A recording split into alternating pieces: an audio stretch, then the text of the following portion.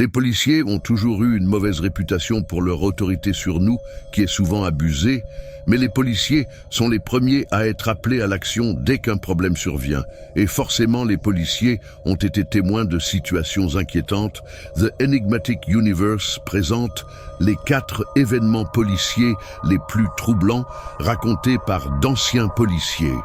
Mais avant de commencer, je vous demande sincèrement de laisser votre like, cela ne coûte rien et cela nous aide beaucoup dans notre travail. Si vous pouvez également vous abonner à la chaîne, nous vous serions très reconnaissants. Passons à la vidéo. Numéro 4. J'ai été policier pendant 30 ans et j'ai pris ma retraite à 50 ans. Bien sûr, j'ai reçu des appels étranges au fil des années, mais une nuit en particulier restera toujours dans ma mémoire.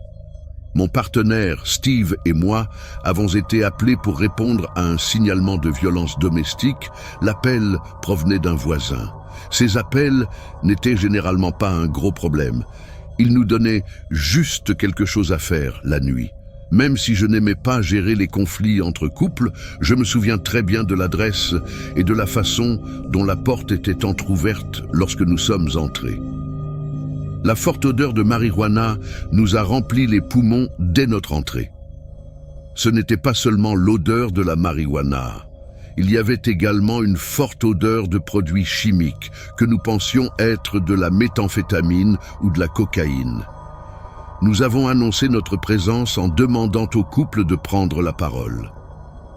Un bruit venant d'en haut révéla leur position. Steve avait déjà la main sur son étui, prêt à dégainer son arme, mais je n'étais pas encore nerveux. Steve m'a demandé de monter tranquillement à l'étage, car nous pouvions généralement nous entendre. Alors, j'ai essayé de calmer sa paranoïa. 3 portes s'ouvrirent, sauf une qui resta fermée. La porte fermée pointait dans la direction du bruit que nous entendions au plafond. J'ai frappé à la porte avant de l'ouvrir et l'odeur a été la première chose que nous avons remarquée. La sensation à l'ouverture révélait une odeur insupportable. Le corps était clairement en état de décomposition. Même dans l'obscurité, nous l'avons remarqué. Nous avons sorti nos armes et Steve a allumé la lumière. Je lui ai demandé d'examiner cette pièce pendant que j'enquêtais sur le reste de la maison. Je tremblais de partout, je détestais mon travail à ce moment-là et ressentais une envie irrésistible de retourner à ma voiture et de partir, car le sentiment de danger imminent était écrasant. J'ai découvert que ma main était coincée sur la poignée de porte jusqu'à ce que je trouve enfin le courage de la tourner et d'ouvrir la porte. La lumière révéla une pièce d'une taille inquiétante, sans fenêtre et pratiquement sans meubles, à l'exception d'un vieux lit sale. Soudain, Steve a crié et j'ai couru dans le couloir pour vérifier. Nous avons trouvé un homme torse nu sur le sol, sur l'une des commodes de la chambre, tenu sous la menace d'une arme. Nous lui crions de descendre quand quelque chose m'a attrapé la cheville, essayant de me tirer vers le bas. C'était une main qui sortait de dessous le lit. Je me suis arrêté au bras avec mon autre pied et j'en ai sorti une femme frêle, visiblement battue, qui se cachait là. Je l'ai menottée, tandis que Steve menottait l'homme. Nous sommes partis avec eux deux, face à leurs cris affolés. Mais une dernière surprise nous réservait. Un psychopathe d'en haut a commencé à crier et à nous attaquer en bas avec un couteau levé. Steve a réagi instantanément, tirant sur l'attaquant en quelques secondes, me sauvant ainsi. Nous avons découvert que nous étions dans une maison utilisée pour le trafic de drogue. Étonnamment, aucun des voisins ne semblait avoir remarqué l'odeur ou la moindre activité suspecte. Nous avons trouvé une femme morte dans son lit, victime de l'homme que nous avions détenu. Il a admis l'avoir tué, faute de paiement. L'homme a été condamné à la prison à vie sans possibilité de libération conditionnelle, tandis que la femme a été condamnée à 30 ans de prison. Steve n'a jamais exprimé de remords pour ce qu'il a fait, affirmant avoir débarrassé le monde d'une autre menace.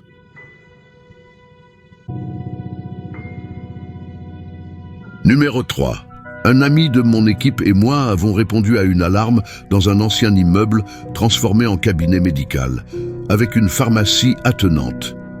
Nous avons reçu un signal de mouvement du bureau à l'étage. Le concierge est arrivé sur les lieux et nous sommes allés sécuriser le bâtiment. Cependant, les escaliers étaient verrouillés et le propriétaire des clés n'y avait pas accès.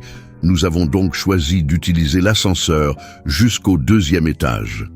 Lorsque les portes de l'ascenseur se sont ouvertes, nous nous sommes retrouvés dans un couloir sombre, éclairé uniquement par un plafonnier au fond. Nous avons commencé à vérifier les portes et jusqu'à présent, elles étaient toutes verrouillées.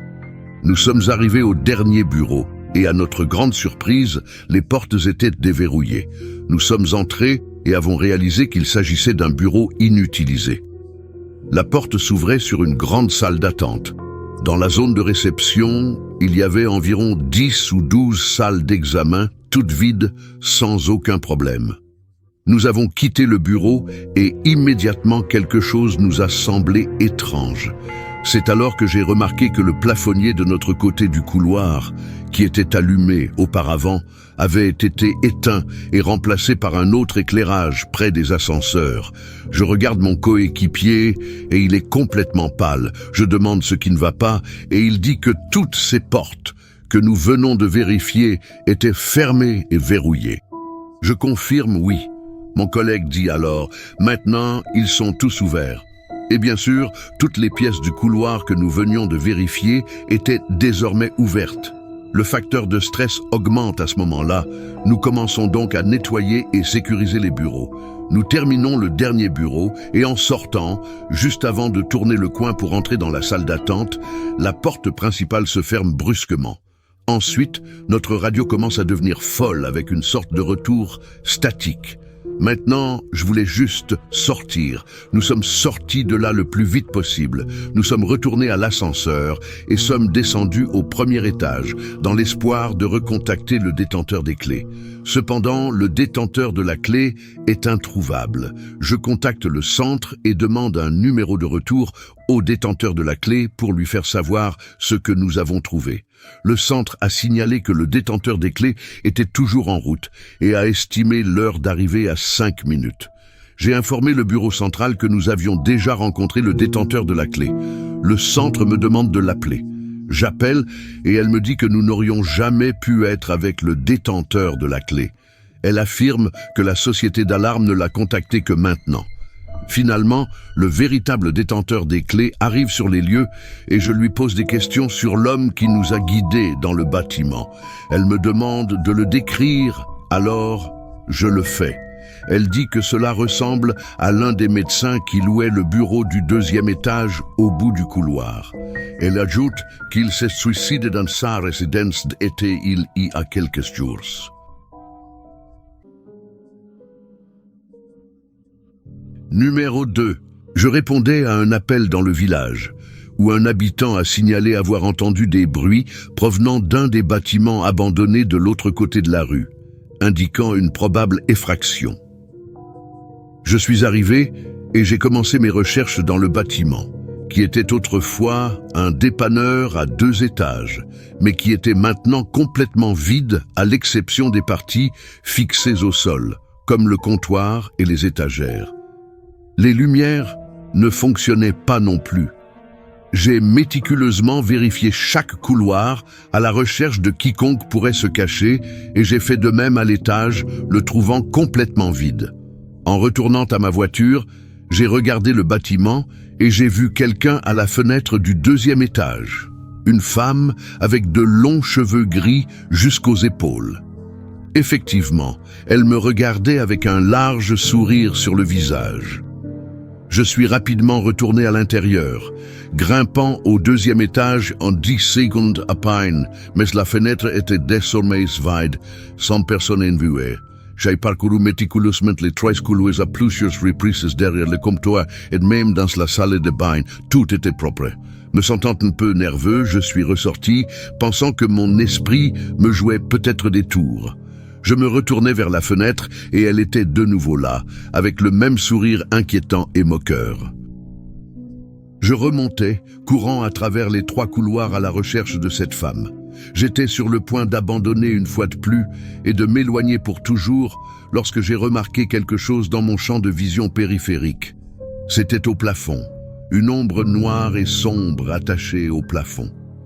J'y ai braqué ma lampe de poche et elle était là, la femme folle, me regardant avec un sourire terrifiant, tenant avec ses mains 2 objets en forme de crochet au plafond, tandis que ses pieds étaient appuyés contre les carreaux pour se soutenir. Premièrement, au cours de toutes mes années en tant que policier dans le comté de Floyd, en Géorgie, je n'ai vécu que 2 situations horribles.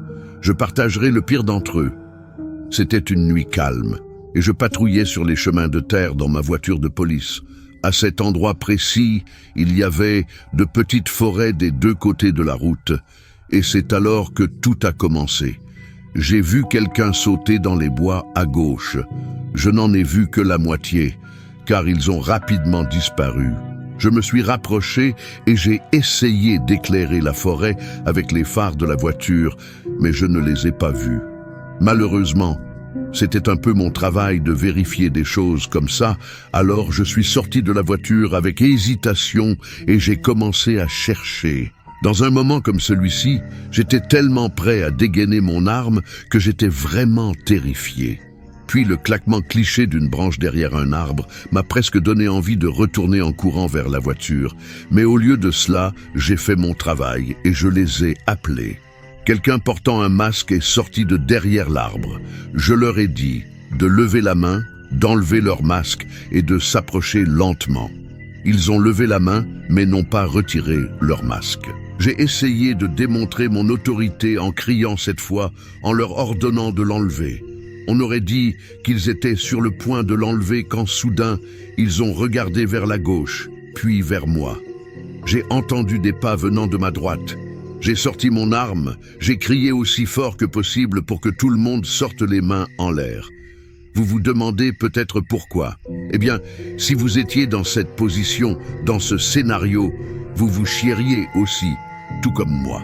Une autre personne portant un masque s'est approchée, tenant une hache.